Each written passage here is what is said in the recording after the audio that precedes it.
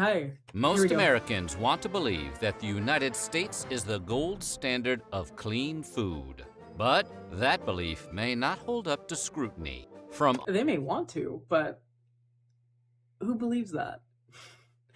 I've never heard someone from the States say anything similar to thinking that the country was a gold standard for clean food. At this point, it's just a very well known and highly spoken about fact that it's not.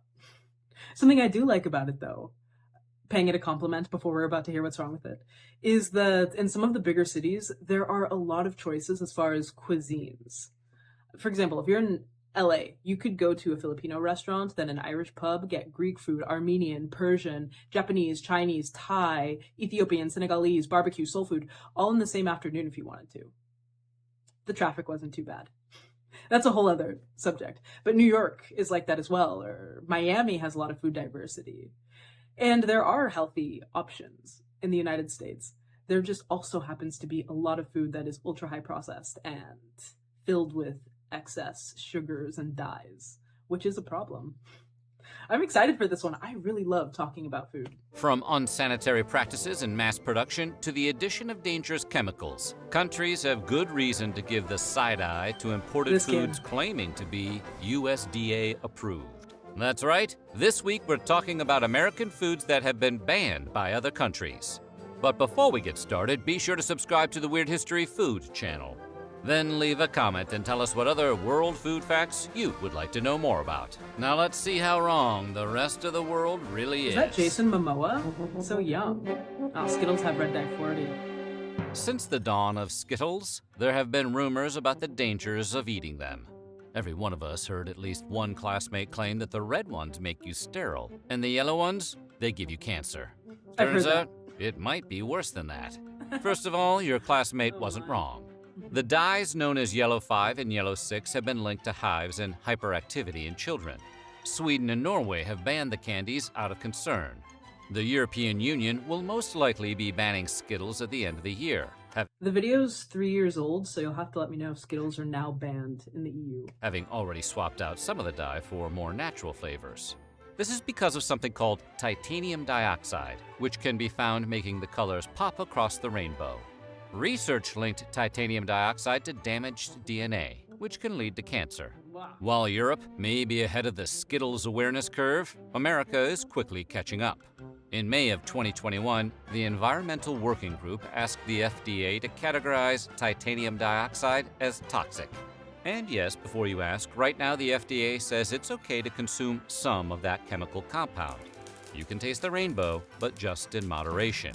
California is home to an ongoing lawsuit against Mars Inc., the parent company of Skittles. The problem with telling people that they could have it in moderation is, are they going to? Can you just have one Skittle? Can you have one chip? The lawsuit claims Skittles are not only toxic, but are unfit for human consumption.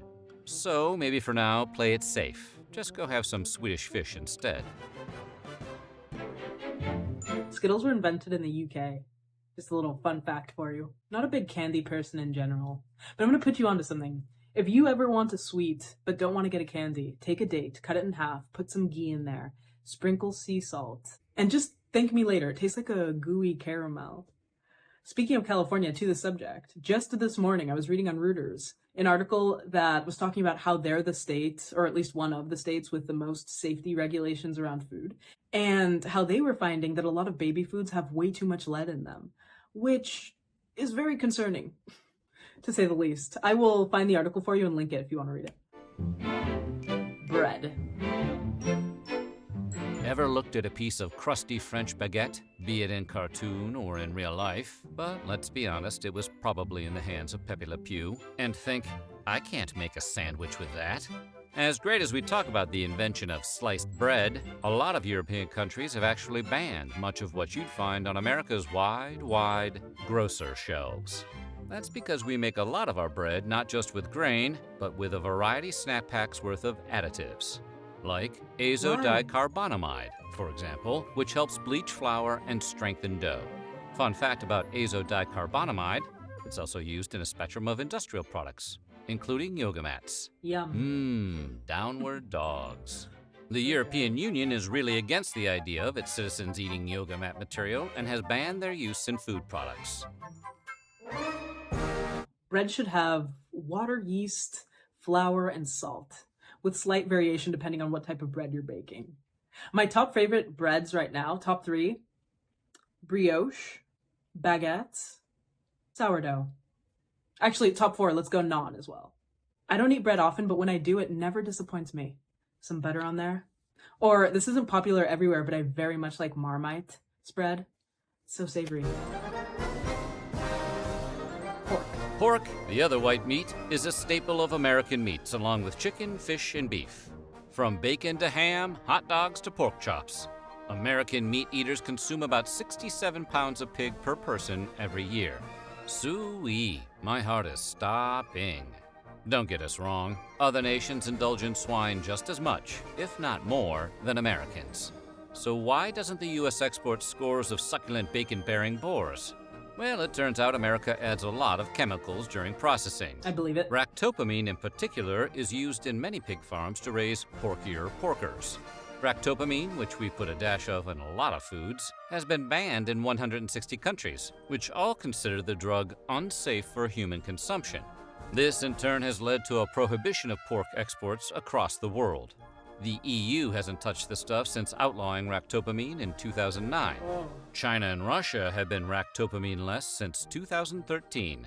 Maybe that's because ractopamine has the same effects as an intoxicant on humans and can cause tachycardia, headaches, and muscle spasms if consumed in large enough quantities. But it is a small price to pay for a perfect piece of the pork. That's all I needed to know. If it's pumped with an additive that's banned in 160 countries, odds are it's not good to be eating. Personally, I don't eat pork. Chicken. Hygiene in America often comes down to dousing stuff in a chlorine bath and calling it FDA approved, and chicken is no exception. Pathogen reduction treatments, or PRTs, refer to the use of different chemicals to destroy harmful microbes on raw meat. Somewhere along the line, American food regulators decided a quick chlorine shock was the best way to kill salmonella and other bacteria on uncooked poultry. Chlorine marinade. And look, it's not that the EU is against taking a long gulp from the public pool now and then. In fact, the risks posed by chlorine consumption are relatively low. The bigger concern is that the chlorine baths are just an eye-burning band-aid on a larger problem. The tip of the beak, so to speak. They're worried that the PRTs are insufficient to deal with more than just the normal bacteria and don't get at a potential contamination from things like low-quality feed to unsanitary coops on farms. The EU called the chlorine rinse an easy fix, arguing no chemical rinse will ever remove all bacteria from meat heavily contaminated as a result of poor hygiene. That hurts extra to hear it from the French. Well, there's something about the way that they were handling that chicken in the factory that was nauseating to me for a moment. There's something about chicken, and not just American chicken. There's multiple chickens I've tried this with. I eat it, and it's almost as though I can taste that it's been pumped with water. And I don't know if that's an illusion because I know that they're pumped with water, or at least some of them, but that's really enough to get me to not eat chicken very often. That, and I was once sent this video about a chicken farm in the UK, or how they chicken farm in the UK. Repulsed me. I'll add it for you. But if you like chicken, maybe just watch at your own discretion. Mountain Dew is the closest any soft drink has come to being fully weaponized. But did you know in Austria and Norway, the soda is outright banned?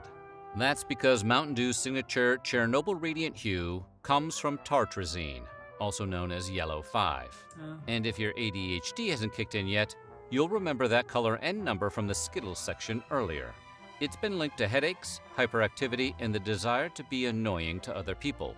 Ironically, the qualities that make Mountain Dew a soda non gratis in other countries is exactly what the brand promotes: a frenetic, over-caffeinated lifestyle. Do the Dew. Baja Blast. Woo-hoo. And while you might be able to find Mountain Dew in Europe, it's going to hit a little different. That's because Europe spent exactly 2 years in the 90s riding the dew before discontinuing it. What is being sold as Mountain Dew in the EU has a recipe closer to the original carbonated beverage, as created by Tennessee beverage bottlers Barney and Ollie Hartman in the 1940s. The original Mountain Dew was meant as a whiskey mixer, with a name coming from the affectionate Scottish term for moonshine. "It'll tickle your innards," is what the old ads used to read. No lies detected here. Yahoo! Mountain Dew! That yellow dye in Mountain Dew has it looking radioactive. I have maybe a couple soft drinks a year, if that. I don't think I had one last year. But if I had to choose top soft drinks, I'd go ginger ale, vanilla Coke, and this one from Colombia called Pony Malta, made with malt. Delicious. Give me your top three. And with the bread. Little Debbie. Little Debbie has been providing Americans with comfort snack food since the 1960s. With their variety of zebra cakes, star crunches, nutty bars, fudge rounds, and cosmic brownies. But their big claim to fame, as anyone who has ever had their lunch packed by a parent can attest, is the Little Debbie Swiss Rolls, a mixture of rich chocolate cake and never had butter-creamy it. filling. Over 900 million cartons of Little Debbie products are shipped each year, but none of those cartons go anywhere near Austria or Norway. Blame those rascally additives, yellow 5 and red 40. Swiss rolls contain 32 milligrams of dye per product, and in those quantities, they've been shown to have an adverse effect on children. And we're not just talking about causing hyperactivity, although one study found that cutting all artificial food coloring from diets may be 1/2 as effective as prescribing kids Ritalin. And while we can't prove there's a direct connection between artificial food coloring and cancer, they do cause damage to white blood cells, causing them to mutate after only 3 hours. Exposure to these dyes could cause tumor cells to multiply way more rapidly. For that reason, researchers say a high chronic intake of food colorings throughout the entire life is not advisable. If only they weren't so delicious. Surprisingly, you can buy Little Debbie's Swiss rolls in the EU, but they come with warning labels advising parents of the potential dangers to kids. You know, like cigarettes. Wait, he said that, let me go back here. A study found that cutting all dyes from food could be half as effective as prescribing Ritalin. I'd have to read the study myself before I say anything definitive, but that should be looked into more. Somewhere the pharmaceutical companies are like, shut up.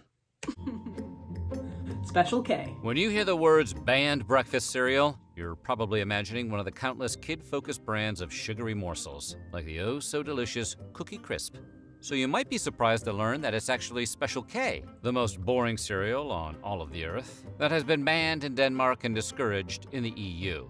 How does the healthiest box of flakes on the shelf get banned, while stuff like Reese's Puffs and Cinnamon Toast Crunch continue to enjoy free passage? Good question. Ironically, because of its supposed health benefits. In the UK, Special K has been put on blast by the Advertising Standards Authority for exaggerating how much folic acid they pack into portions. Though it's still legal to buy in Europe, Denmark has completely banned Special K since 2004 for all its fortified vitamins and minerals. Regulators argue that Kellogg's cereal's unnaturally high levels of everything from vitamin A to zinc actually qualify Special K as a genetically modified organism, or GMO. More specifically, Special K is swole with the same artificial compounds that studies have shown to potentially pose health risks, specifically to children and pregnant women. In conclusion, you may want to stick with crunch berries. Weetabix is also a very boring cereal. It tastes good, but boring nonetheless. Steak. You don't need to take a transcontinental flight to visit countries that have banned American foods. Just drive up to the Canadian border, flash your passport, and sign an affidavit saying you're not smuggling any steak tartare in your trunk. Today, consuming raw meat has fallen out of fashion in the US, much like other foods like veal and pâté, which don't make you sick but might make you sad. But while baby cow and overstuffed goose liver is illegal in parts of America now, tartare is not. See, while veal and pâté may be uncool, they are also served hot. Unlike tartare, which is chopped up cold meat, straight from the cow. Undercooked or raw foods can lead to an increase in food poisoning and parasitic infections, especially in beef and poultry. But considering how fancy pants steak tartare is, Titanic food one might say, you'd think countries might look the other way and let the luxury delicacy slide. And for a long time they did. In Canada, meat has to reach an internal temperature of 145 degrees Fahrenheit, the equivalent of a medium rare steak, in order to be considered safe to serve, but those rules aren't strictly enforced. That is, until recently. In 2021, restaurant owners in New Brunswick selling steak tartare were all served cease and desist letters. Canadian public health officials had decided that amid the ongoing health crisis of COVID-19, the last thing their citizens needed was a side order of botulism. I do like a good steak tartare. Is there anything more American than Coca-Cola? The fizz, the flavor, the former secret ingredient, cocaine. Coke is basically apple pie in beverage form. Yeah. And it's not just Americans who are cuckoo for Coke. Mexico. Invented by a pharmacist in 1886 Georgia, Coca-Cola quickly caught on overseas. It was the World War II GI's drink of choice. Pre-pandemic, Coca-Cola had 500 brands in over 200 countries, making it the best-selling soft drink and one of the most recognizable brands of all time. But there will always be exceptions. And unlike the other entries on the list, for once, it has nothing to do with health concerns. Everybody knows that Coke is not good for you. We just decided collectively that we don't care.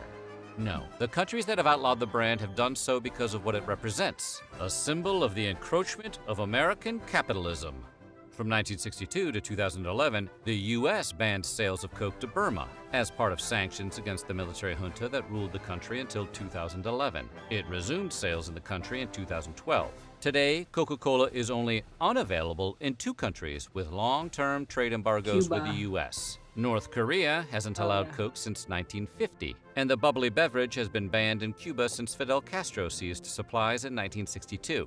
Cuba has one called Iron Beer, no beer included. It's a soft drink, and it tastes like a fruity Coke. If you can ever try it, let me know if you like it. First the prequels, now Coke. Is there anything that can't be ruined by the federalization of trade taxation? In a twist of irony and lime, Cuba was actually one of the first bottlers of the beverage outside of America. Today, Cuba Cola has replaced Coke as the country's soft drink of choice, though black market sales abound. After all, it is the birthplace of the Cuba Libre, aka the rum and Coke. M&M's. M&M's, the delicious melt-in-your-mouth, not-in-your-hand snacks, were originally a collaboration between the Scion sons of the Mars and Hershey dynasties in 1941. Like Coca-Cola, M&M's gained international fans during World War II, as American soldiers popularized the candy overseas as the chocolate that won't get your trigger finger all sticky. But you won't find the candy in Sweden, where it's banned due to a trademark conflict with a popular national candy that also features lowercase m's as its signature. Looks too When similar. Mars introduced the candy to Sweden in 2009, a court ruled its marketing too similar to that of the Norwegian Marabous, which resemble Kit Kats. During World War I, Marabou had moved its manufacturing to its Swedish neighbors, where it received a royal warrant of appointment by the King of Sweden.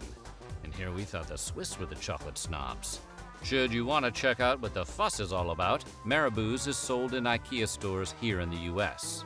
Well, at least it's good to know that M&M's don't contain any harmful dyes or chlorine residue, right? That's a pretty important victory for hard-shelled chocolate. Oh, I thought you So were gonna what say do they do. you think? Which of these banned foods sounds the most delicious? None of them, honestly.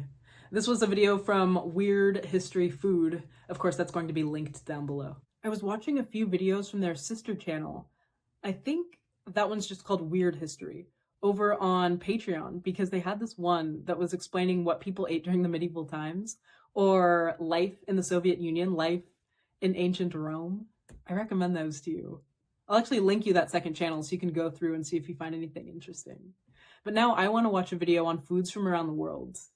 Not particularly banned foods. In fact, that's not what I want. More national dishes or street foods. So if you know of a video like that, please tell me. As far as this, I cook a good portion of my meals because, of course, it's more economical to do it that way. And I do like to see what's going on in my foods, but I also just like cooking and baking. If you're with me on Patreon, you know I bake breads. Banana breads, nut breads, no additives, no preservatives. There is an appropriate amount of sugar in there, though. And my key takeaway from this was, what is the FDA doing? Leave your thoughts.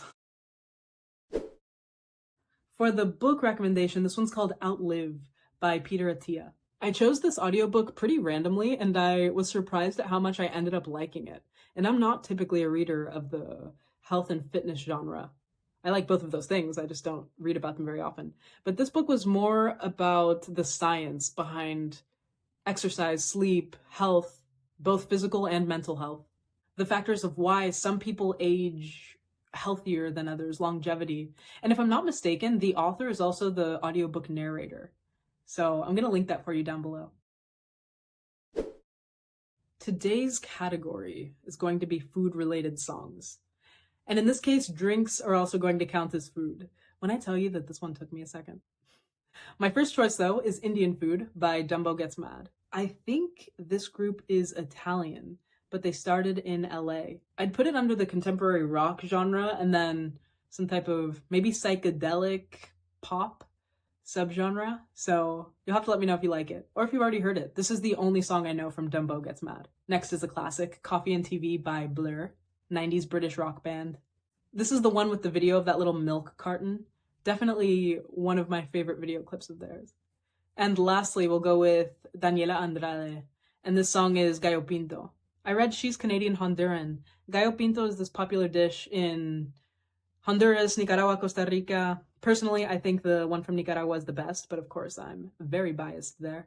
I like this girl's whole catalog. She sings in both English and Spanish, and this particular song is alternative, we'll say. So drop your music choices, leave your thoughts. Thank you for watching with me. I'll see you next time.